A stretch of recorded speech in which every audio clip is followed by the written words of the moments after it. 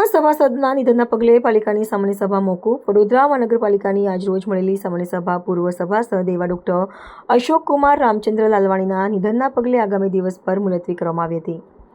અશોકકુમાર લાલવાણી વડોદરા મહાનગરપાલિકાની 1986-87માં યોજાયેલી ચૂંટણીમાં કોંગ્રેસ પક્ષ તરફથી વોર્ડ નંબર 15માંથી મ્યુનિસિપલ કોર્પોરેશનમાં સભાસદ તરીકે ચૂંટાઈ આવ્યા હતા. તેઓ સભાસદ તરીકેના કાર્યકાળ દરમિયાન આરોગ્ય સમિતિના 2 વખત ઉપાધ્યક્ષ તેમજ સભ્ય અને વિકાસ સમિતિ અને લીગલ સમિતિના સભ્ય તરીકે નિયુક્ત થયા હતા.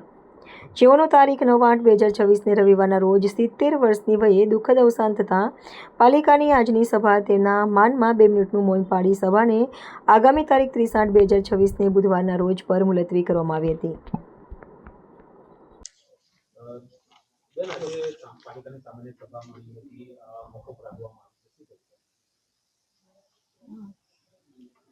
આજે જે સામાન્ય સભા રાખવામાં આવી હતી એ મુલતવી રાખવામાં આવી છે કેમ કે પૂર્વ કાઉન્સિલર અશોકભાઈ રામચંદ્રભાઈ લાલવાણીનું અવસાન થવાથી આજે સભા મુલતવી રાખી છે અને અગાઉની સભા તારીખ 13/8/2026ના રોજ રાખવામાં આવી છે.